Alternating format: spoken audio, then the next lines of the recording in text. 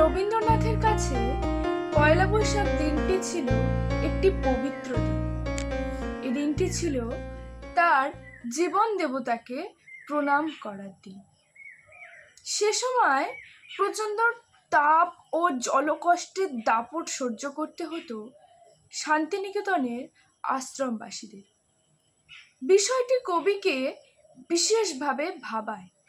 তাই তার ইচ্ছা অনুসারে 25শে বৈশাখ নয়, পয়লা বৈশাখে রবীন্দ্র উৎসব পালন করা শুরু হয়। 1343 বঙ্গাব্দের পয়লা বৈশাখ, ইংরাজি 1938-এর 8ই মে প্রথম কবির জন্মদিন পালন করল আশ্রমবাসীরা।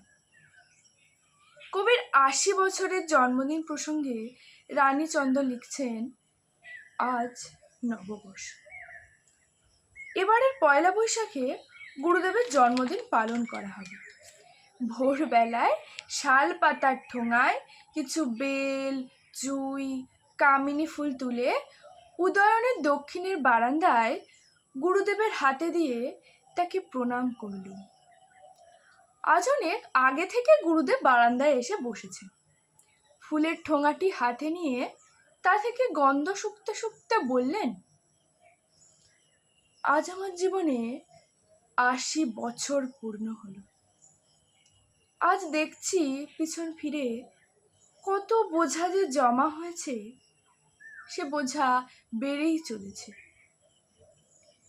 রবীন্দ্রনাথের চিঠিপত্র থেকে জানা যায়, নববর্ষে ব্যক্তিগত সংকল্প ছাড়া রবীন্দ্রনাথ এই দিন প্রণাম গ্রহণ করেছেন।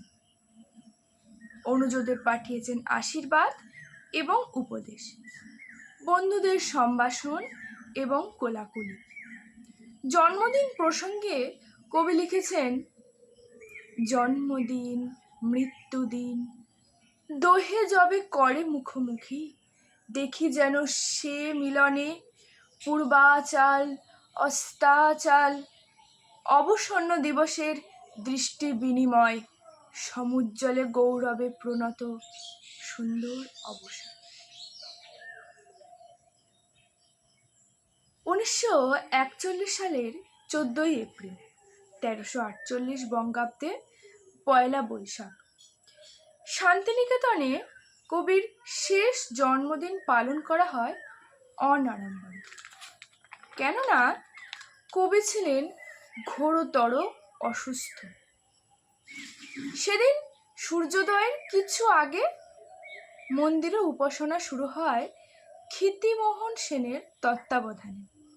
আশ্রম কন্যারা তাদের উপহার সামগ্রী কবির পায়ের কাছে রাখে, কবিকে মালা পরায়, বেদ মন্ত্র উচ্চারণ করেন ক্ষিতিমোহন সেন। নববর্ষ উপলক্ষে রবীন্দ্রনাথ লিখলেন, ওই মহামানব আসে, দিকে দিকে বেজে ওঠে শঙ্খ।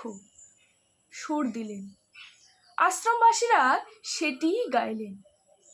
তখনও কবি জানতেন না এটি তার শেষ জন্মদিন।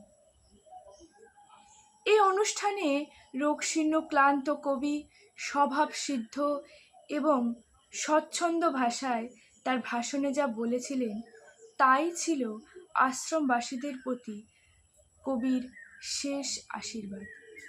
তিনি বলেছিলেন, আমার মতন সৌভাগ্য অতি অল্প লোকেরই আছে।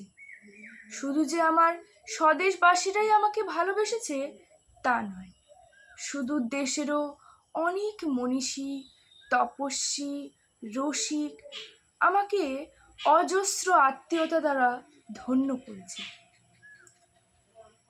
জানি না তারা আমার চরিত্রে কর্মে কি লক্ষ্য করেছে।